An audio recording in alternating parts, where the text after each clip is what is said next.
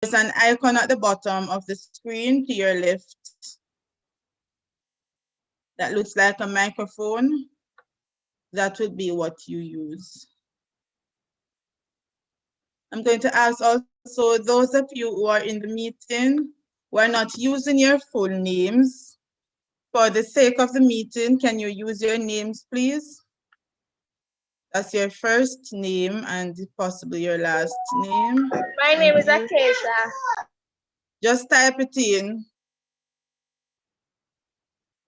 Click on your name.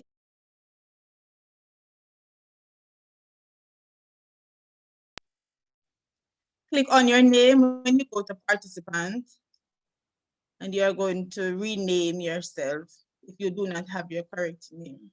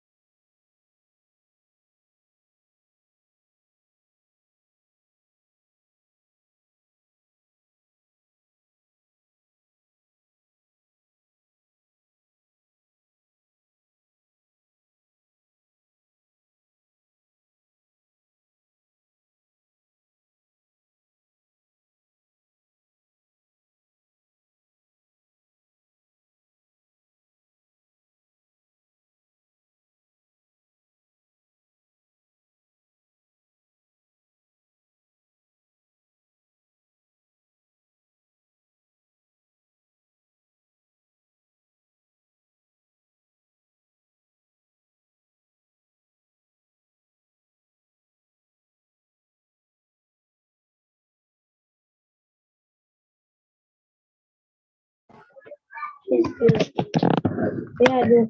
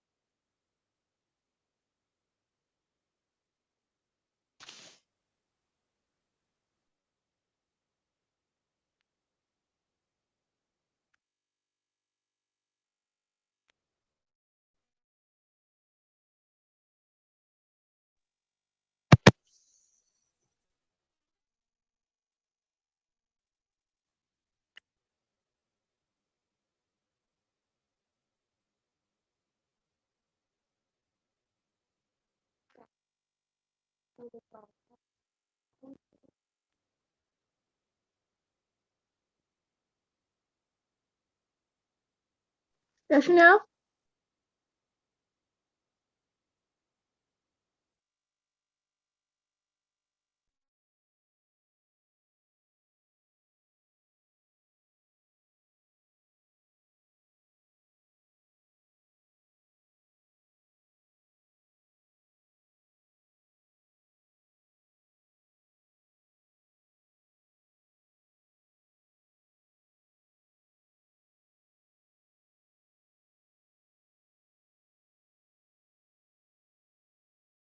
Hello?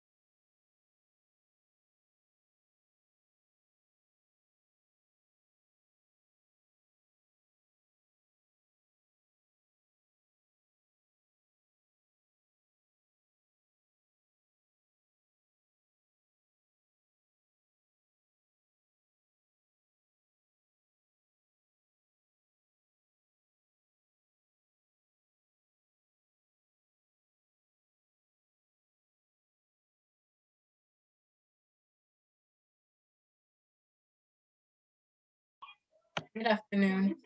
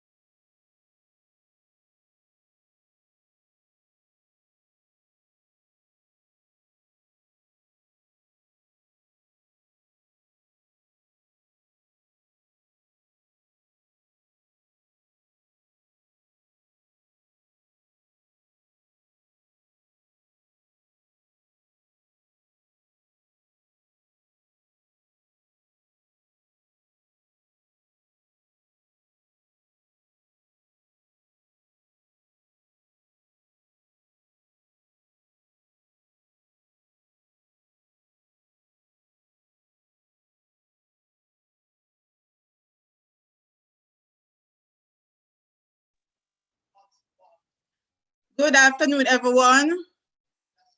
It's good to see you. Good afternoon. Good afternoon, Miss. Afternoon, Miss. Good afternoon, Miss. See you at this another of our PEP Up series. Our moderator for the afternoon, Miss Abigail Wright. She's currently having some internet challenges, but I know we have to start because our presenter needs to present on time. I am Itina Williams, and I'm going to be doing, and I want to welcome you. I'm going to ask Miss Simone Wills President of Jack C. St. Thomas to just lead us off in prayer. Thank you. Okay, Miss.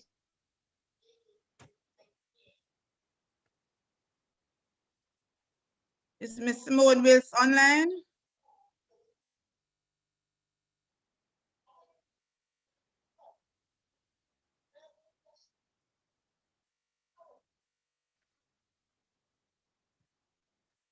Okay, while we're waiting on Miss Wills and our presenter is preparing his presentation, I'm just going to be doing a short welcome. Good afternoon, Miss Chair, IPEM colleagues, our PEP students, parents, our presenter, Mr. Dowell Williams. Welcome to this, our fourth session in the series of PEP It Up program. COVID-19 has caused great uncertainties in the education sector as the physical doors of our schools were forced closed in March 2020. Parents, teachers, and students had to show their resilience by learning how to manipulate online platforms.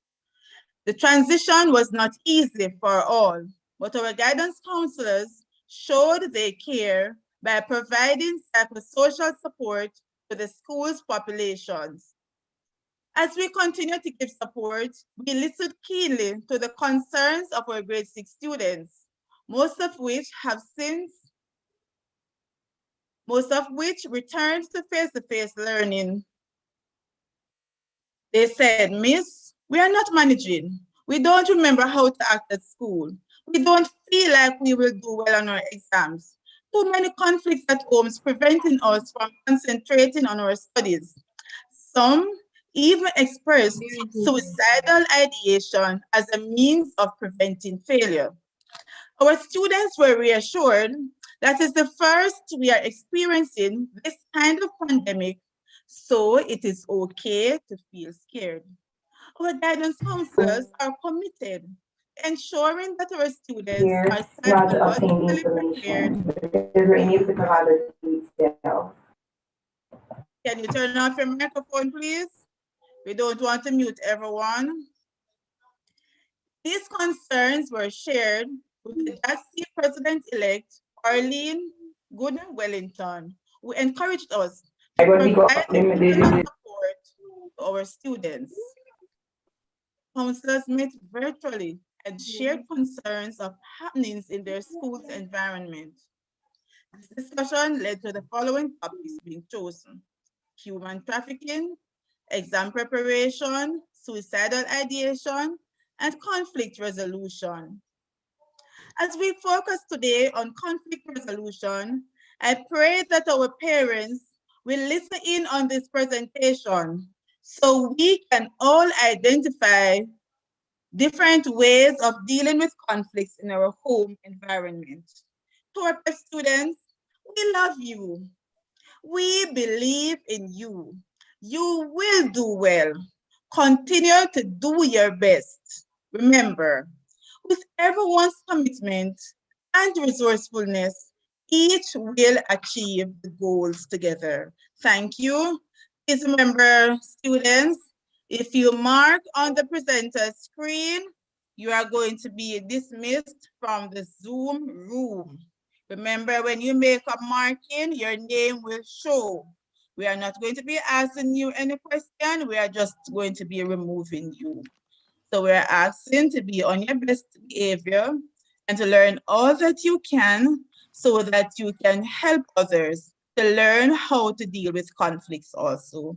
Good evening, Miss Williams. Miss, last week I was very disappointed, Miss, because when I joined early, Miss, they kicked me out and said it was full. Okay, we are sorry about that, but remember we have a limited amount of students that we can accommodate. So if you get kicked off, remember you can join us via YouTube. Sorry that you were disappointed. So we are now ready for the member to introduce our presenter for the afternoon. Miss Arlene Tucker, Guidance Counselor at Dallas Primary School. Good afternoon, everyone. Good afternoon, Miss. Good afternoon, Miss. Good afternoon, Miss. Good afternoon, Miss. Good afternoon, Miss. Good afternoon, Miss. Good afternoon, Miss. Okay, thank you. Thank Just you type for good that. afternoon in the chat. Thank you, all students. Thank you, all colleagues. Okay, I am here this afternoon to introduce our guest speaker, or honorable guest speaker this afternoon, for taking the time to be here to speak to us. His name is Dowell Williams. He was born and raised in Portland. He presently resides there and for over 30 years. He has a master's degree in public sector management from the University of the West Indies and a Bachelor of Arts degree in history and political science, as well as numerous professional development certificates. Mr. William was a youth empowerment officer and a senior youth empowerment officer, regional manager with the Ministry of Education and Youth for 15 years. He also served as parish manager for Portland in the Ministry of Health and presently the RA Parish Manager for Portland. He is a trained restorative justice facilitator and has advanced training in restorative practices, training of trainers by the International Institute for Restorative Practices. This licenses him to train individuals in restorative practices. He has done many training in the areas with police, JP, and school, JPS, and school admin. Mr. William is the vice president of the Progressive Major League Football Club, board chairman of Reach Primary School. He's also the past treasurer for the Portland Development Committee, and he was also a member of the committee review of the National Youth College. We thank Mr. Williams for taking the time this afternoon to be here. Welcome, Mr. Dowell, to our Pep It Up series. I ask you to put some clap in the chat and welcome Mr. Williams to online presentation. Thank you very much. Thank you for having me. You hearing me clearly? Yes, sir, we're hearing you clearly. Okay. All right. So everyone could just maybe mute the mics now so that I can, everyone can hear me as clear as. Yes, sir. Yes, sir. Wonderful. Yes, sir. Yes, sir. Yes, sir. All right. Yes, sir. I mute the mic now. All right. Yes, sir. Just appearing on the screen. Okay. All right. So good afternoon, boys and girls, guidance counselors, and possibly teachers as well. Today, I'm going to share with you a new strategy to deal with conflict. I know that in the past you might have been exposed to different ways of dealing with conflict, but restorative justice and restorative practice is about a new way of dealing with with conflict. And its aim is really to have conflict resolution in a sustainable way for peace. Somebody's marking up my screen, man. Who is doing that? I am sorry, Mr. Williams. Boys and girls, may I say to you, if we continue to mark on the screen, we cannot continue with the session. You are not to mark on the screen. Whatever we are presenting, it is for all of us, and it is for your benefit and your parents' benefit. Do not leave this on the screen, because guess what? Whatever we are doing now, it follows you into life. It follows you later on. Please do not mark on the screen. You may just go for an interview and then you're told that, remember when we had this meeting, you were marking on the screen, you're not fit to. Your digital footprints, boys and girls, follow you for life. Sorry, Mr. Williams. All right, thank you. I understand, but thank you for explaining to them, all right? All right, so basically, let's go straight into it. I know that we're struck for time as well. All right. So as I stated before, restorative justice, boys and girls, is really a new way of dealing with conflict. And I'll show you how. And then after today, you should be experts in your school environment and in your communities and even in your home in terms of using this new approach. It is indeed a new approach from what most persons would have been accustomed to. All right? So let's get in. Yes, sir. All right, so you don't have to answer. I know, because you know the type of setting in terms of online, it's kind of difficult. So when I want you to participate, I'll just I'll ask you to do that. All right. Excuse me. All right, so let's look at the definition of this new approach to conflict resolution. As I said, it's new. All right, and this is what we want to introduce in our schools and our communities as a new strategy to deal with conflict. So I can. All right, sorry about that. I'm trying to. Okay, yes.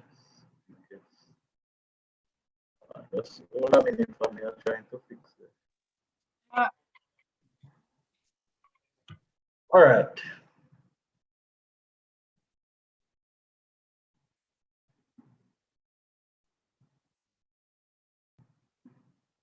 Just give me a second. I'm trying to remove this.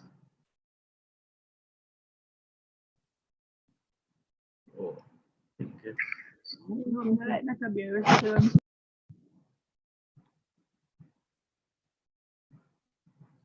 All right, it's gone now. Wonderful.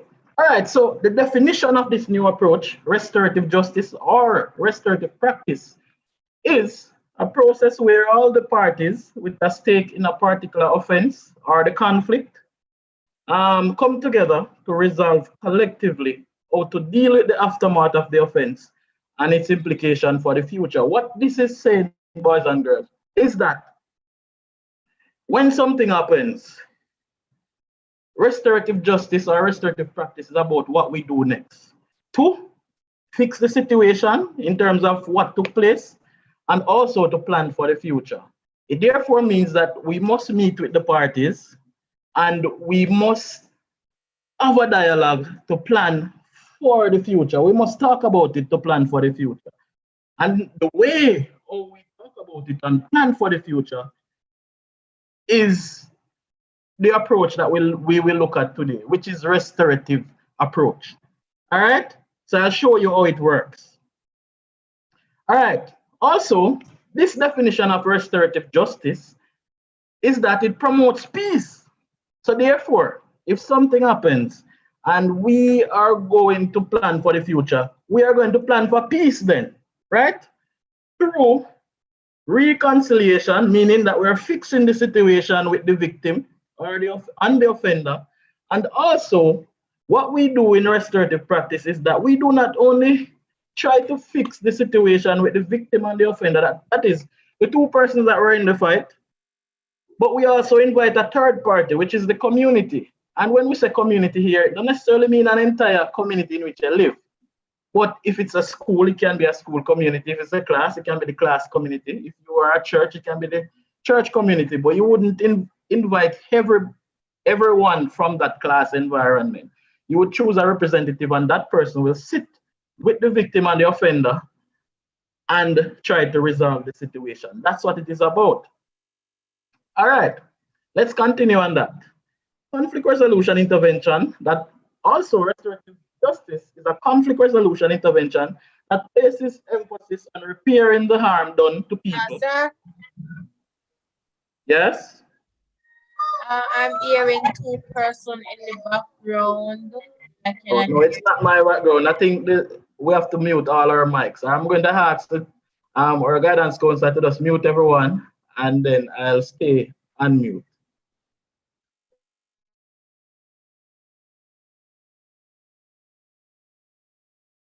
Necessarily, that's not my background, all right? So I hope it's okay now. Is it? All right.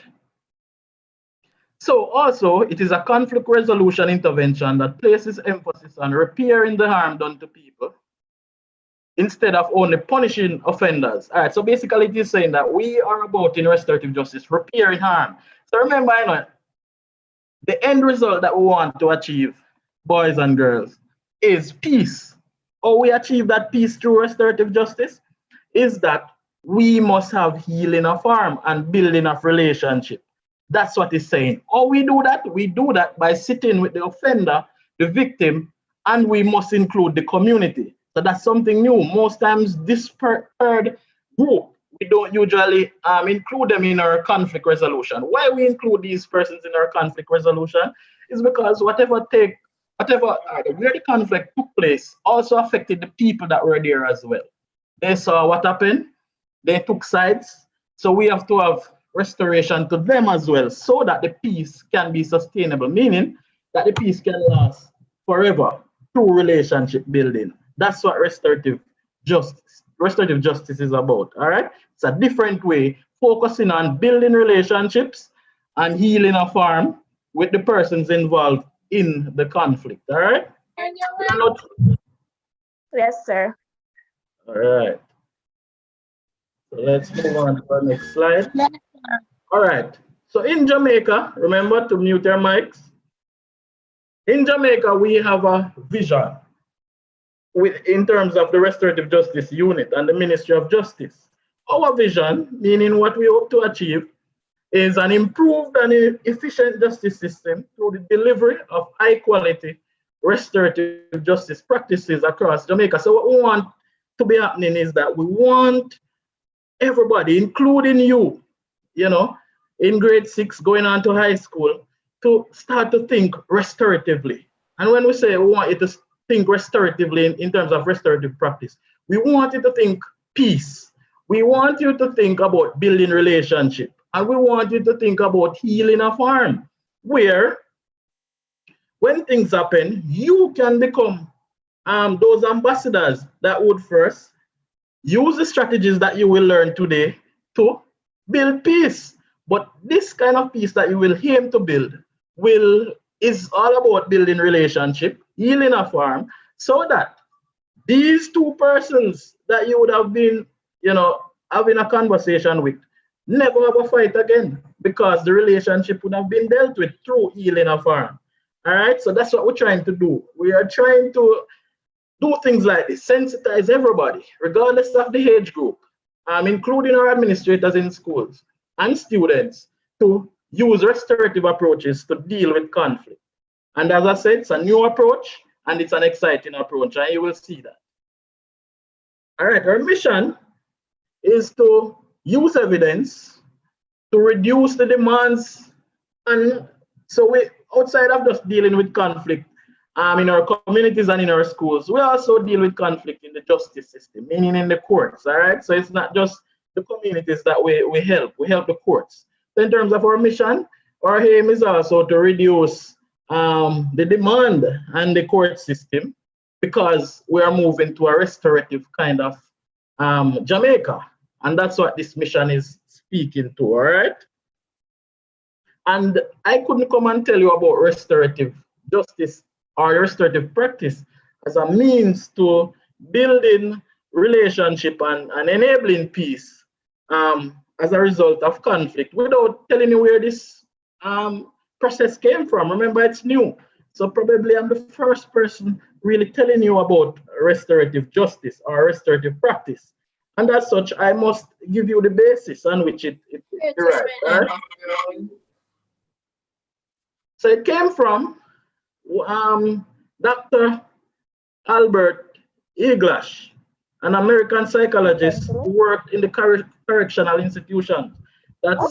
He worked in the prisons basically. And he realized that the system lacked humanity and effectiveness. That's he's saying that this prison system at the time in the 1950s lacked humanity and effectiveness because it was all about punishment and guilt and how you deal with these persons in a harsh way. But he thought this was it lacks humanity and the part of the prisoners. So he developed and promoted a concept of creative restitution in the 1950s. All right, the offender under appropriate supervision is helped to find some way to make amends to those he was hurt. So he's saying that a lot of the times the offenders want to say they are sorry, they want to move forward, and the system at the time didn't allow them to do that. And as such, he believed it lacked humanity and wanted an environment that would enable this. So the term restorative justice was coined in the 1970s to enable these things that Dr. Albert the ideas that Dr. Albert had. So his aim was really for reconciliation between victims and offenders. Basically, reconciliation is to build relationship, make up. All right, remember to mute your mic. All right, and at the time, it was to be applied primarily in the justice system for the police, the court, prisoners, and probation. But however, over time, and you know we're in 2021 now, so over time up to 2021, the restorative justice principle has been adopted from just those places for police and court, and we want to introduce them to our communities and school now, and in our homes. So we want everybody that is on this this platform today to become ambassadors for restorative practices and the way we deal with conflict, all right, in our communities, our home, and in schools. And you will learn how to do this. All right, so let me leave some of that research and go straight into the approach. All right, so basically a lot of us in terms of conflict, especially when it escalates, even with children, we're accustomed to the punitive kind of system, that is the court system, where, so even if, you know, a child commit a crime that is, we consider at a certain age to be of a certain caliber, we usually have them at the children court, all right? However, and that's to deal with the conflict in terms of the Ministry of Justice perspective. However, presently, what we are doing now is we are trying to help these persons in a restorative way through restorative exposure and practices, all right? So that's why you are seeing this diagram here. The criminal justice system asks what law was broken, who broke the law, how do we punish them? And the school operates sometimes, especially in the past like this, you know, in terms of a punitive kind of way, in terms of punishment. So what law was broken, what code was broken at the school, who broke it, John Brown. All right, so for example, what rule was broken at the school? Somebody went over the fence and they shouldn't go there. Who broke it? John Brown. John Brown broke it.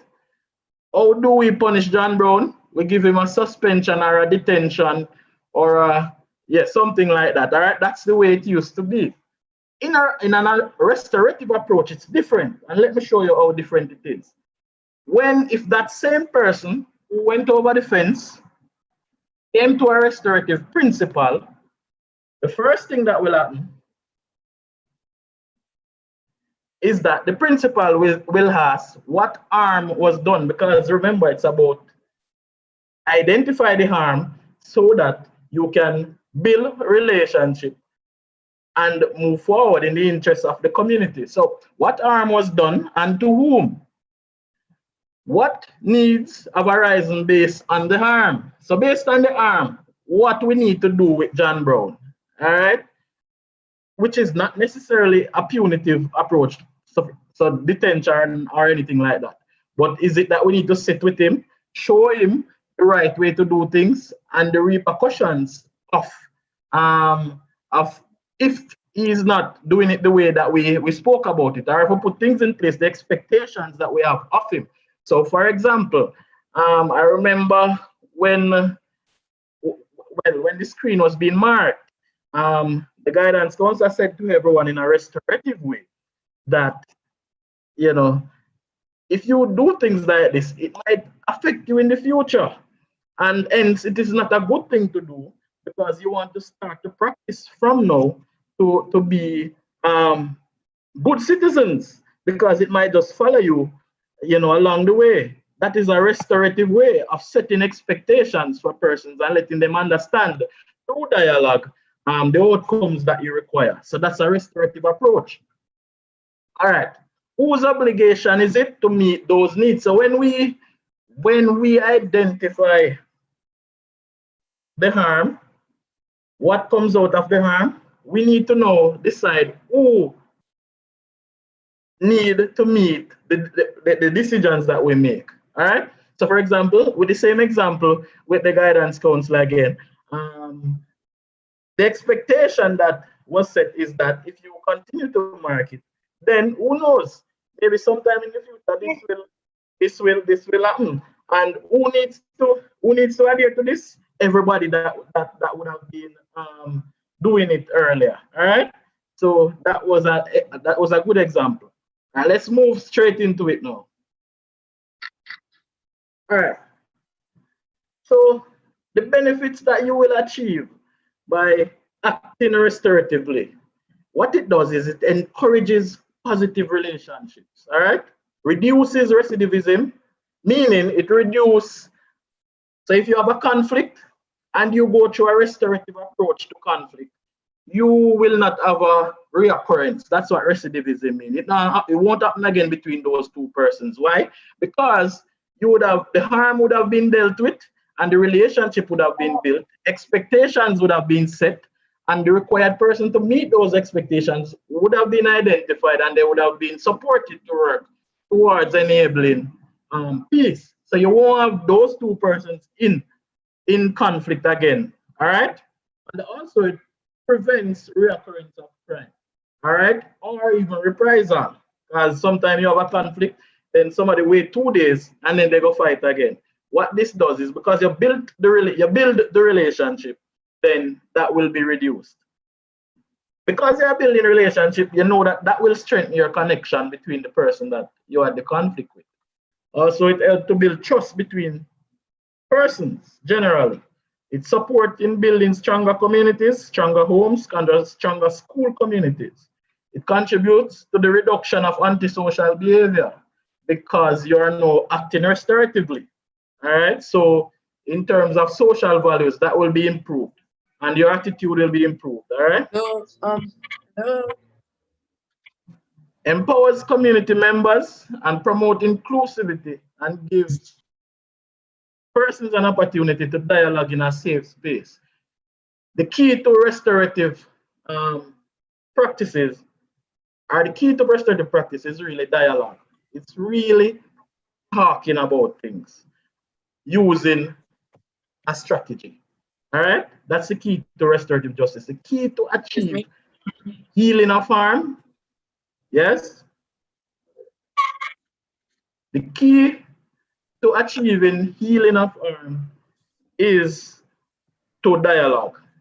Have a conversation, and I'm going to show you how you dialogue restoratively. All right. How to deal with conflict restoratively. So I'm going straight there now to show you how to deal with it. All right, so say for instance, you're in a fight. And at the end of the fight, the possibility is that these things will happen. You might become shame, or conflict happens. People can react positively or negatively. So for example, at the end of a conflict, at the end of a conflict, or at the before you actually, or even before the conflict is initiated, people can react positively or negatively to it. So for example, before you have a fight, somebody might say something to you that generally it would make you feel bad.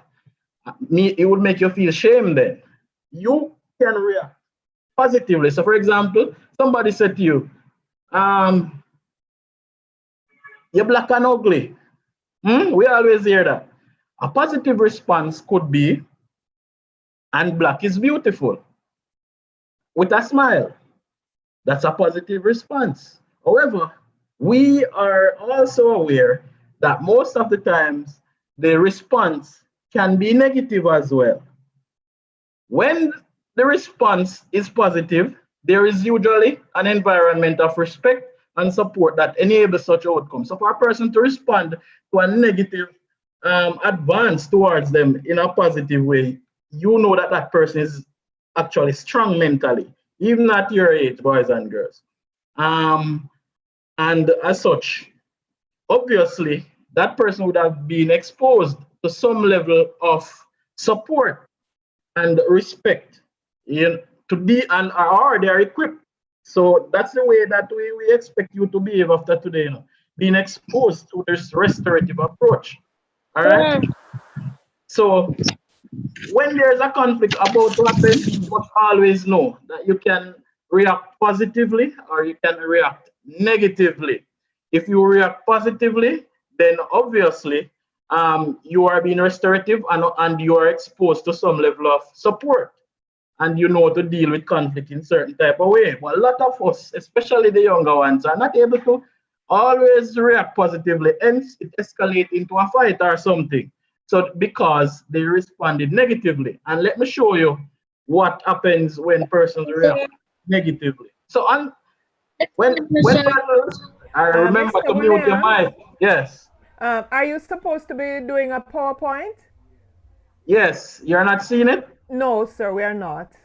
Oh, I thought you were seeing it. All right.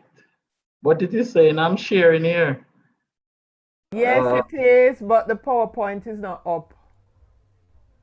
All right. Let me I'm seeing the title there, but I'm not seeing the details. Right. So I'm not Sir, sure. I'm seeing just a mark on your screen. Pardon? Sir, I'm just seeing a mark on your screen, like a red mark. Yes, I think somebody's marking the screen, but I'm not sure why you're not seeing it. Because it would be good Sir, if you're seeing it now. Sir, I'm still not seeing it. You're seeing it now? No, sir. It's sir. No, sir, we're not. Mr. Williams. Yes. Seeing anything. I'm seeing a red Okay, mark on thank your you, screen. children. Thank you. Mr. Williams, Yes, go ahead.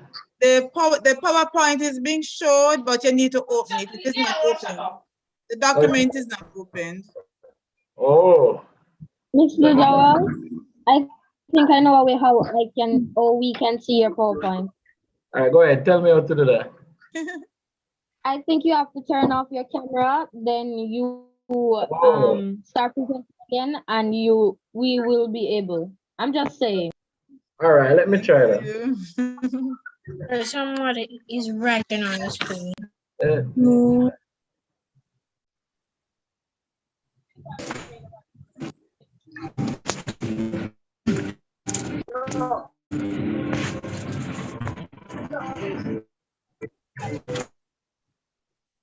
All right, are you seeing it now?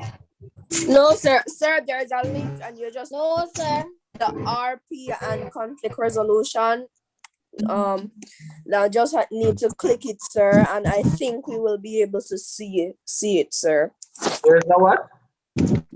Sir, there's this there's this topic right here that says RP and conflict resolution. I think you just need to click it and it will appear, sir.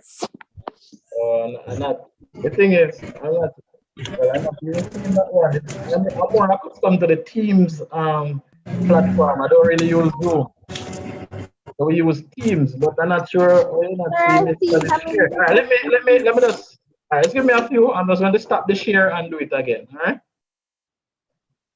Okay, sir.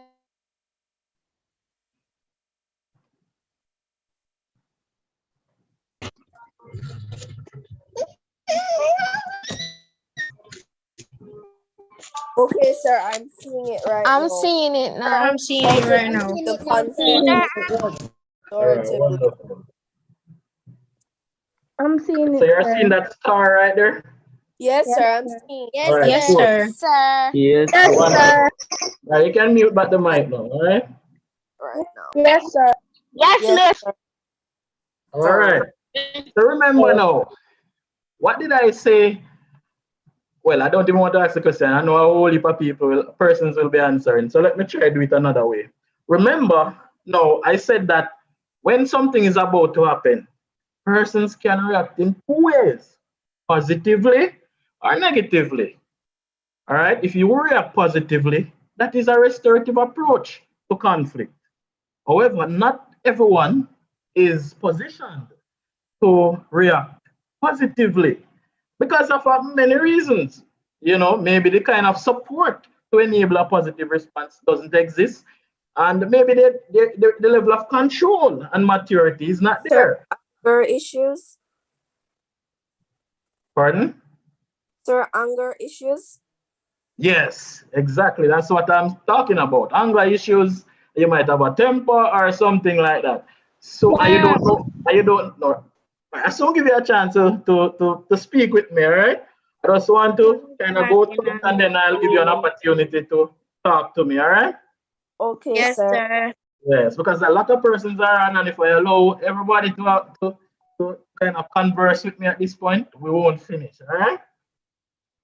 All right. So at the end, I'll just write down your note, write down your note or your question or whatever, and at the end we have a conversation. All right. Okay, sir. Yeah. All right. So persons can react positively or negatively, and you know that. So as I did give you the example about if somebody said to you, "You're black and ugly," like, and a restorative positive response could be with a smile, and you know, black is beautiful. A smile and you gone your way and they gone their way, you know. But and it could be anything else in a positive way like that. However, a lot of times we know that it's a negative way that people respond, and that is because of what we call shame. All right. So when persons respond negatively to shame or conflict, four things happen. Four things will happen, and these are the four things.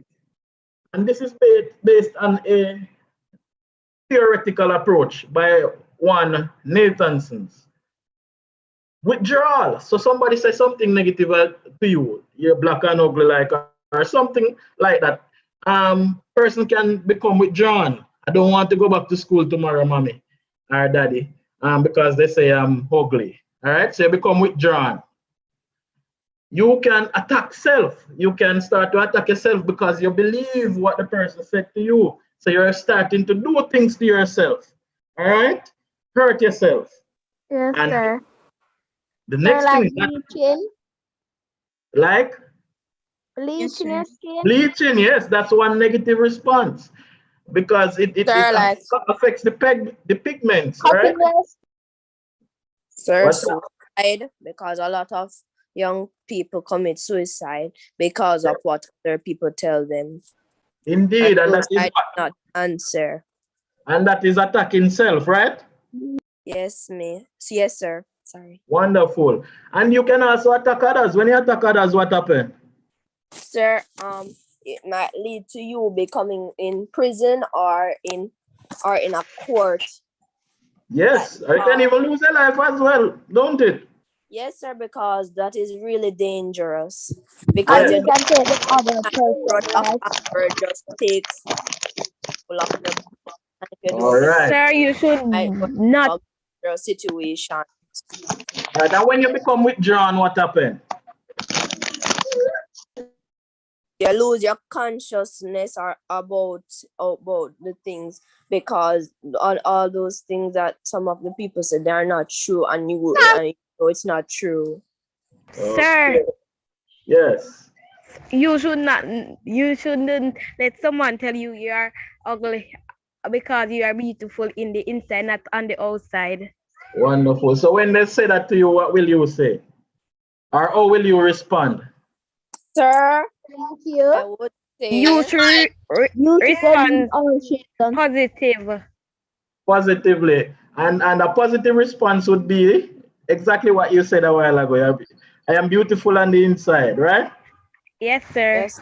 All right. So let's look at the Beauty is fourth. not on the outside, it is on the inside, sir. Because if Excellent. you have a nasty attitude, that will get you nowhere.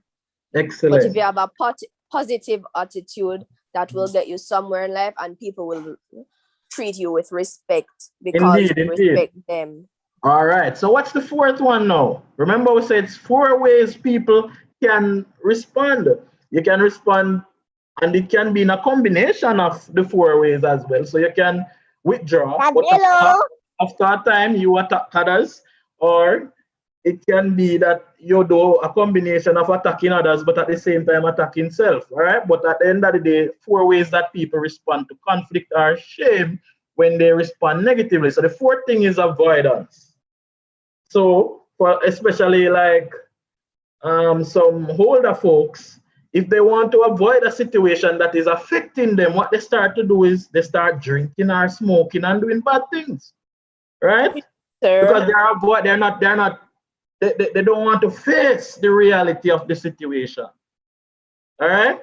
So once anybody respond negatively to a conflict, and you can just look around in your community, in your wherever it is, in your school environment, when you have a conflict, it means that that person reacted in one of these 4 ways, or a combination of. All right, either they are withdrawn, they are attacking self, they are attacking others, or they are avoiding the situation.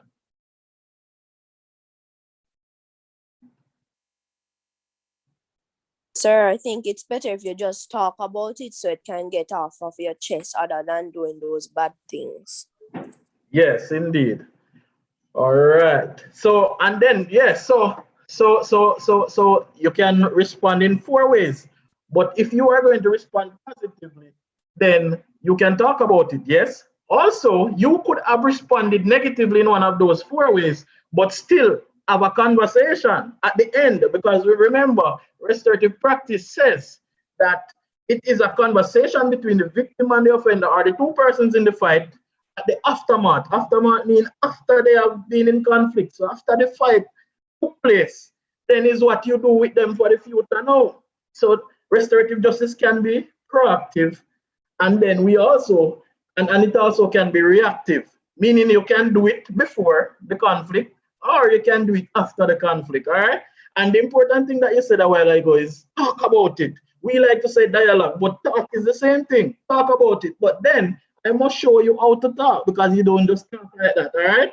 So there are certain things that you must say, and I'm going to show you. Like, for example, somebody offend you in a way, and you tell them, what you said.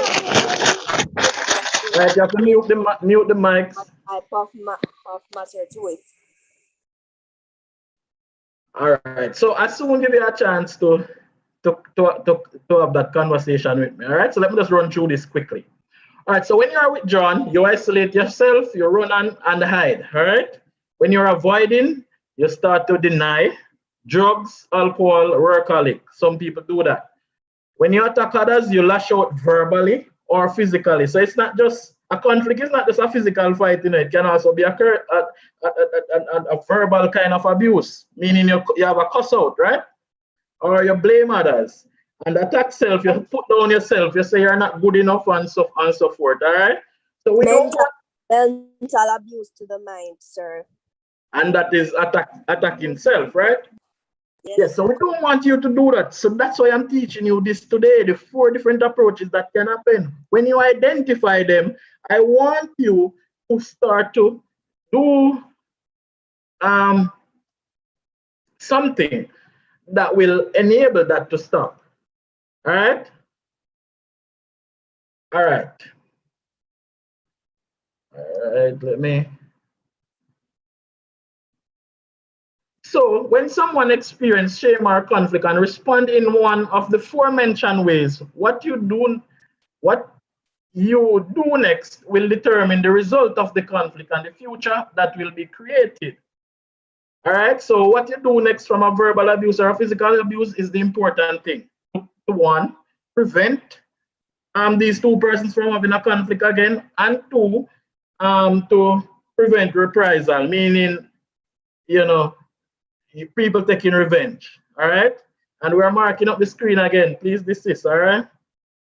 A restorative approach will include respect and support as a response to conflict to enable peace through relationship building. All right, so it's really a restorative approach will enable relationship building. To respond restoratively to a conflict or a shame, what must happen, and this is the key to getting a restorative result after a conflict, whether it's a verbal, a cuss out, or a fight. Fear process. Everybody try to remember that. Fear process must happen. All right, what is the fear process?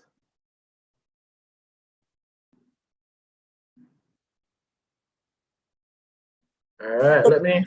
Is marked disturbing others. All right. So the fear process basically is Must be positive. Yes, you have to be. To get the fear process, it must be a positive intervention. Yes, that is important. All right. Remember not to mark the screen. All right. Someone is marking the screen. Yes, somebody is marking the screen. Trying to keep marking the screen. I cannot see anything on the screen. Me neither. Not sure. I see anything on the screen. It is marked up. Yeah, it's marked and up. and they're still continuing. Myself can't see what is happening on the screen. Teacher, guidance counselor, can you assist me here? I'm not sure who is doing this. I can't see who is doing it.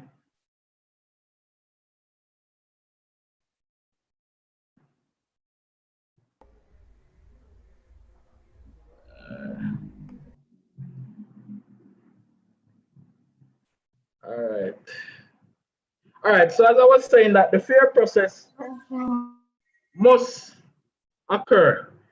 All right, who is marking the screen? If you're marking the screen and are not able to help the others, Okay, students. very disrespectful, and Students. also have another meeting like this with some other person, so you are delaying that as well. Are we supposed to be taking out all the students out of the Zoom now? No. I am sure not like that. I cannot see nothing.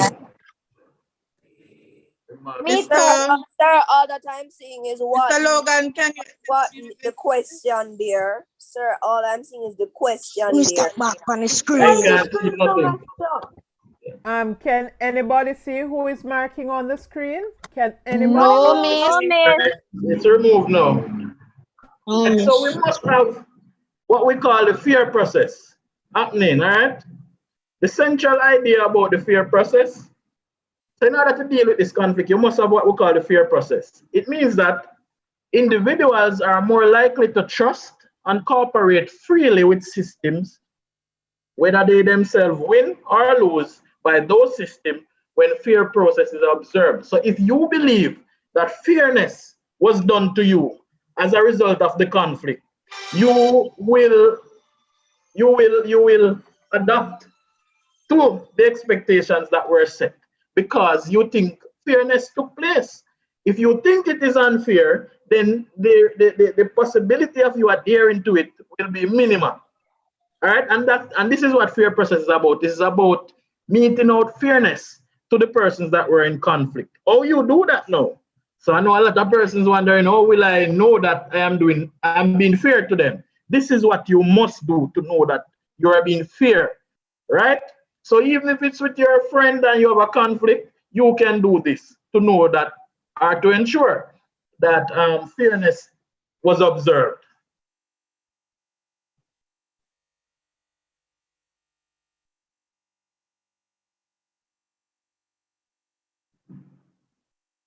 You must have engagement, meaning everybody must have a say. You must sit down and you must have a conversation. And this is in any aspect of life, even even at home, at school. In order to achieve fairness or the fair process, you must have an opportunity to have a say. It can't be that you don't have a say to do this, to explain, side of so that you can understand the reason for the decision that was made. All right? And then the third thing is that in going forward, you must have expectations. And the person is marking up the Sir, they're screen marking on again. the screen. Sure, this I'm not sure who is doing it, but I hope that person will desist so it don't affect the others. All right? All right. And yeah, this now is disrespectful. Who Yes, wrote that on the screen? sir. That is really They disrespectful. just write something on the screen Yes. again. I'm not sure who's doing it. I hope that our teachers can see that and act with that person. All right. Maybe you can do that in a restorative kind of way so that you have fair process. Engage them to kind of understand, what is happening. Get the explanation in terms of why they're doing things like that. And then set expectations of them. Meaning share understanding and what is coming next, what is happening or expected in terms of behavior and rules.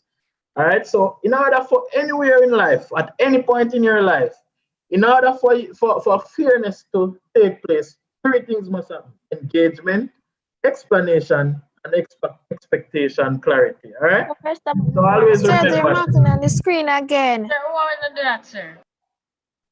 All right. So ensure that those three things are happening. All right. Yes, sir. All right. So fair, proper, and then when you do that, you will build trust, commitment, cooperation, and this enhances learning, creativity, moral development, and helps build stronger relationships. Right? All right, Sir, so they're doing it again. yes, I realize. Find them. You're just pause. All right, so let's look at the questions now. So how do you get explanation? How do you engage and how do you set expectation, clarity? These are the questions that you ask at the end of a conflict when you're sitting down and talking to the person, all right? Always remember these questions. You can take a picture of them or write them down. Yes, sir. The first thing that you need to do is ask, what happened? All right? That's the first question that you ask to get the explanation. The next thing that you need to ask is, what were you thinking at the time why you did what you did? The next thing is, what have you thought about since? What's on your mind? Who has been affected by what you did? All right? And in what way they were affected? What do you think you need to do to make things right? And that is expectation clarity. They will tell you what they need to put in place to ensure that they can make things right in a peaceful manner. And not only that, they will adhere to it. Excuse me, sir, but I'm not hearing you. You're hearing me? So you can just write down these quickly. All right, these are the questions that you ask to get fair process. All right. Also, some additional questions. yes. Sir, they're marking on the screen. Yes, we soon finish. So, what did you think when you realized what happened? That's another question. What impact has this incident had on you and others? What has been the hardest thing for you? And that usually put them on the spot, let them think. And what do you think need to happen to make things right? So these are some questions that you will ask to enable fair process at the end of a conflict, to ensure that going forward we have a peace in a restorative way. All right.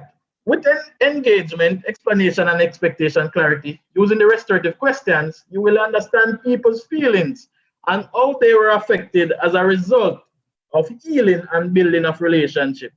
All right. In addition, things will be put in place to ensure true expectation clarity that this don't happen again, and peace is maintained in a sustainable way. The aim of settling conflict through restorative practice is to heal harm and build relationship that will enable peace forever in a sustainable way. That's what it is about. And you will use the questions to do it. All right. So that brings me to the end of my presentation. Quickly, any questions? Because as I stated, I have to run into another presentation. All right. Okay. No, sir. One at a time. No, sir. And I'll I have one go ahead. question, sir. Sir, so Yes. Just speak a little louder. about the one that you just previously explained, sir. So what if Yes. one the bully or that very bad person, sir, keeps on annoying you and you choose to take self-defense but into a negative way? Yes, so if that happens, what you need now, or we need a third person, for example, your guidance counselor, your principal, or a parent or a community member to do what we call fair process. So they will sit both of you down and they will ask the questions that I showed you a while ago. When they ask those questions, what they are getting explanation, they are engaging you, and they are also setting expectations to go forward. All right? Yeah, and they will correct you and make you like. Yes, you will be a part of the decision as well through expectations. All right, one more question, and I have to leave you there. One more question.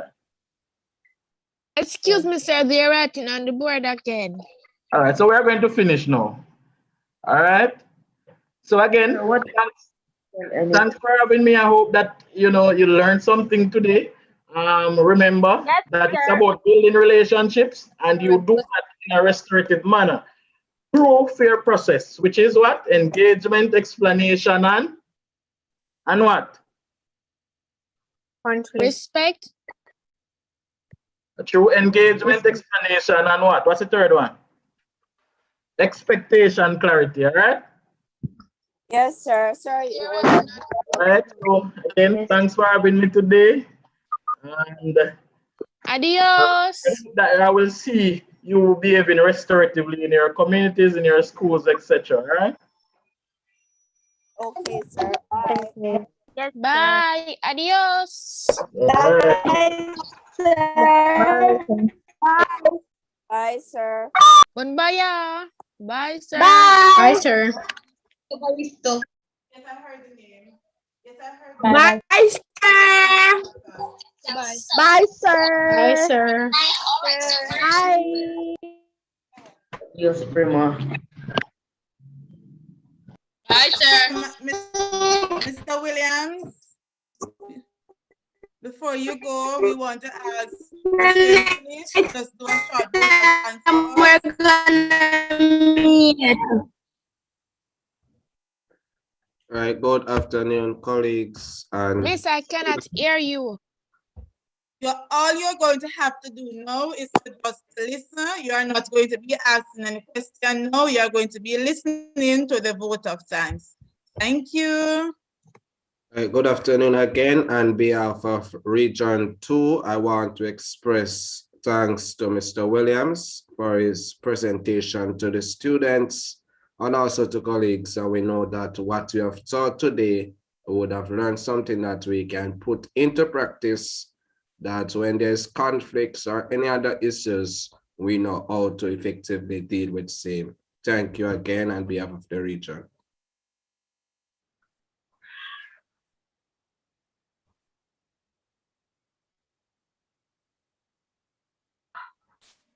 Good afternoon.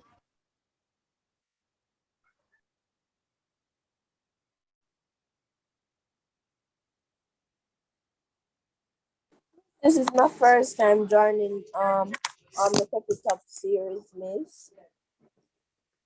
Okay, thank you, Mr. Phillips. And thanks again, Mr. Williams. I know you had to go. Mrs. So, Monica. students, this week we have learned about restorative justice. We have learned about how we can solve conflicts without hurting each other.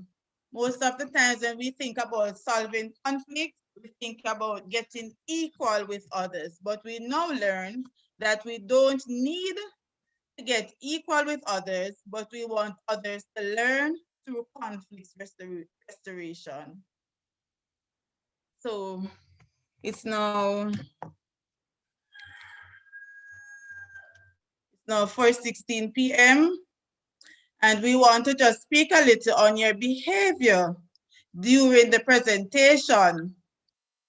This week, you noticed that nobody was removed from the room, even though some persons use it as an opportunity to continue to mark on the screen. Excuse me, Miss, they're writing bad words on the screen. Yes, Miss. Mrs. Monica. Okay. True, Miss. Okay, thank you. We are hoping that those persons who are writing will be able to restore you, will be able to get you in a program so that you can end up being peer counselors. So now you might be showcasing some behaviors that are not acceptable, but we are not going to punish you because we know that when we punish, when we punish, you feel hurt or you feel hurt.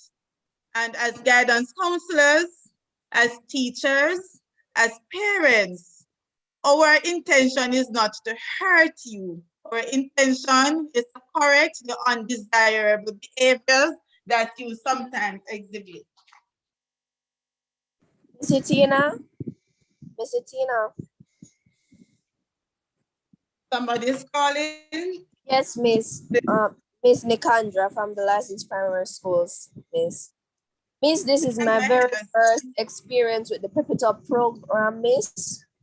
And I would really like to know what happened during the previous episodes that I was not able to be in, Miss. Okay, so that's not a problem. That's easy. If you look in our chat, you would have seen the link to our YouTube page. When you go to our YouTube page, you'll be able to see the other programs. So the YouTube page is Region 2 Counselors. So go there and you'll see all the other things that we have had happening. The government of Jamaica has a book called Positive Discipline, and it has tips for parents and teachers to help students to correct undesirable behaviors. What we want is for children to learn how to correct their behavior in a positive way. It says, if you hit your children, they will be afraid of you when they are young and angry at you when they are older. As children grow up, they need guidance from parents, teachers, and other adults to learn appropriate behaviors. And that is why we as guidance counselors, we have been doing this series to help you to understand and to be able to practice desirable behaviors. So positive discipline teaches children life skills and the lessons they need to behave in acceptable ways and helps them to cope with life challenges. So you're at home and you're having a lot of challenges. Positive discipline will help you to deal with those challenges. And I know that some of our children who were marking on the screen, that was their way of trying to reach out to us. There are some children who believe that in order to get persons' attention, they have to do bad things. And that is why sometimes when you do bad things, we don't look at you because we want you to realize that you don't need to do bad things in order to get our attention. So these are some of the common behaviors that children may exhibit at school. The program is basically finished, but since you're all here, I'm just running through the positive discipline approaches. So there are some children here who I know do not like to do homework or chores. Do we have any child here who does not like to do homework? Okay, silent means consent. So I'm going to say to the parents who are on the platform with us, when your children don't like to do their homework, we are going to be giving them some makeup activities. So they're going to have to do their homework, and we are going to give them some additional activities. And there are also some students who are very good at influencing their peers in a positive way. Those children can provide peer support to their classmates. So you can encourage your classmates to do their homework, let them know why it is important for them to do their homework. And teachers, parents, and students can agree on a solution. So while we may get you to do the homework, there are going to be times when we will have to come together to agree on something, agree on how we can get you to do your homework. There are also some children who love to fight. What kind of positive discipline can we enforce for children who are fighting? So as said before, there are some children, there are some grade 6 children in Region 2, some grade 6 children in St. Thomas, some grade 6 children in Portland, some grade 6 children in St. Mary, who knows how to influence their peers, their classmates in a positive way. We can call them peer counselors, and I'm sure that there are some schools that have peer counselors, and they too can help the guidance counselors and the teachers to enforce positive discipline. And parents, if you have children who love to fight, something that you can do with them also is to withdraw some of their privileges. So you know they love to watch TV, not until they learn to behave, then you take away some of the TV sessions from them, some of the games and other things that you know they love, until they start exhibiting the behaviors that are acceptable. Remember, children, we are grooming you to be global citizens. Do we know about Jamaica's Vision 2030? Yes, Jamaica's Vision 2030 goals? yes, Miss. Yes, and remember, yes, Miss. A brighter community, and we can live as one nation, not separate, but one. Thank you very much. And did you know that you are the children that are going to be enforcing the Vision 2030? You are going to be the adults of 2030. Yes, we, the Miss. present adults, we are going to be getting older, and you are going to be the ones that are going to be putting Jamaica on top, which is why the guidance counselors of Region 2 have been trying to ensure that we have different programs with you to prepare you so that when you become an adult, you can become a citizen that we will be proud of. You will become the next Prime Minister. You will become the next guidance counselors. You will become the next teachers. You will be the one making Vision 2030 a possibility. What type of Jamaica are we going to be having? That is going to be a brighter one. Very good. Brighter. That is going to be in your hands. And a clean one. Very good. So what are you going to do to ensure that? Sir, Miss, you can like host community programs or have a get together to clean up our community or clean up the island, Miss. Very good. And if each of us do that, what kind of Jamaica will we be having? So we want each of us, with everyone's commitment and resourcefulness, each will achieve the goals together. And the goals that we are talking about now is the Vision 2030 goals. business, miss. Raise your families Right, and making Jamaica a place of choice